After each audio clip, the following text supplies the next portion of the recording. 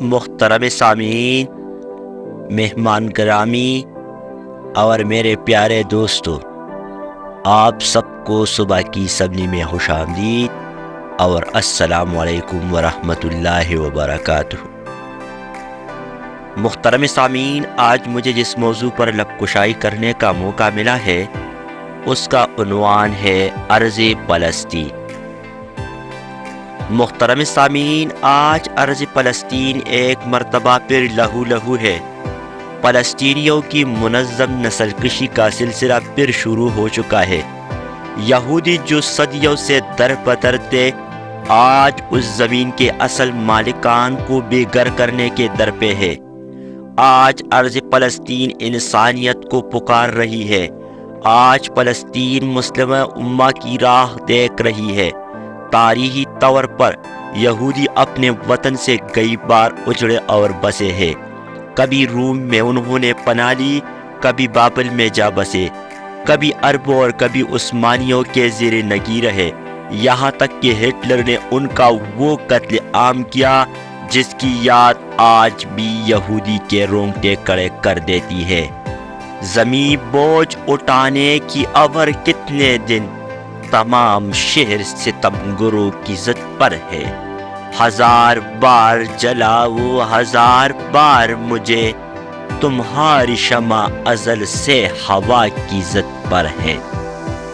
محترم سامعین، اور دیگر یورپی ممالک نے 1920 عیسوی سے پہلے ہی یہودیوں کو ایک جگہ بسانے اور ان کے لیے ایک الگ ملک قائم کرنے کی منصوبہ بندی کر لی تھی۔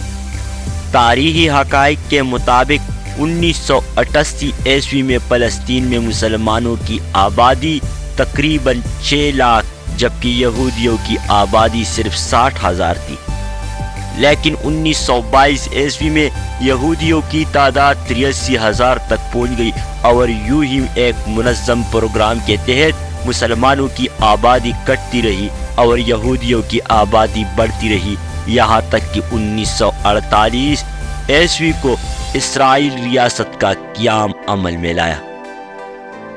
اس دوران اسرائیلی توسیع پسندانہ عزائم کے نتائج میں اردن کے مغربی کنارے، مصر کی وادی سینا اور شام کے گولان کے پہاڑیوں کو علاقے قبضے اسرائیل کے قبضے میں آ گئے۔ یروشلم، جہاں پر تینوں مذاہب کے مقدس مقامات تھے، اسے متنازع بنا دیا گیا اور پھر عرب اسرائیل تنازع نے ایک نیا روح اختیار کر لیا۔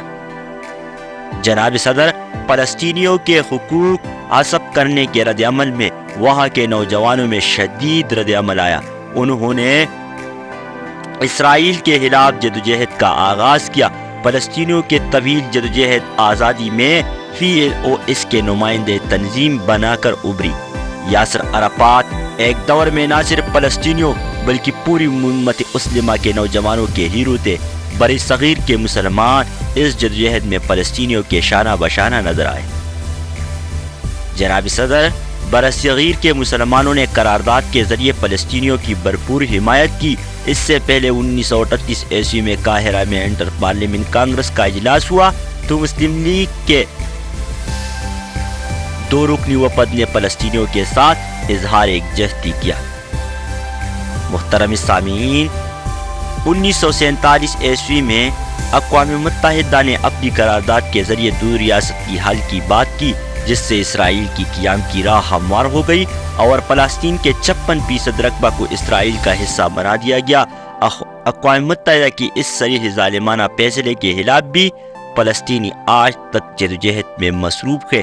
فلسطینی کی جدوجہد آزادی کے دوران مختلف فارمولے اختیار کیے گئے۔ عالمی طاقتوں نے کیمپ ڈیوڈ اور اوسلو معاہدے کے ذریعے یہ مسئلہ حل کرنے کی کوشش کی۔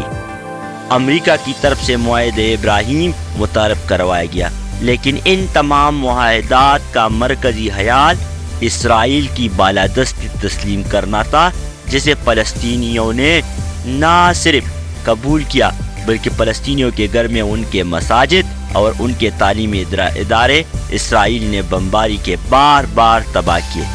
تیری شہید 4,23,000 بے گھر ہو چکے ہیں، 23,000 سے زیادہ مکان تباہ ہو چکے ہیں، 2,20,000 فلسطینی اقوام متحدہ کی اسکولوں میں پناہ لینے پر مجبور ہیں۔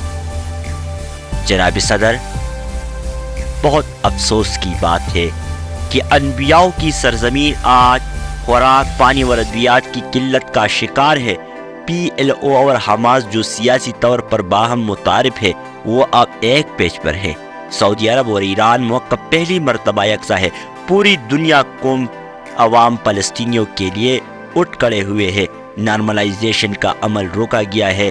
حماس نے ایک بڑا رسک لے کر عالمی منصوبہ سازوں کو اپنے وجود کا احساس دلایا ہے، لیکن ارض فلسطین پکار کے کہہ رہی ہے کہ یہ دردی کب تک خون سے رنگین ہوتی رہے گی، کب تک فلسطینی مائیں خواتین روتی رہے گی، کب تک فلسطینیوں کے جنازے اٹھتے رہیں گے، فلسطینیوں کی آزادی کی صبح کب طلوع ہوگی۔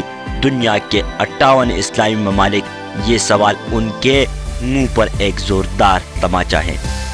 محترم سامعین، وقت کی کمی کی وجہ سے میں اپنی تقریر کا اختتام اس شعر پر کرنا چاہتا ہوں۔ زمین بوجھ اٹھانے کی اور کتنے دن، زمین بوجھ اٹھائے گی اور کتنے دن، تمہارے شہر ستم گرو کی ضد پر ہے۔ ہزار بار جلاؤ ہزار بار مجھے، ہزار بار جلاؤ ہزار بار مجھے، تمہاری شمع ازل سے ہوا کی ضد پر ہے۔ شکریہ والسلام۔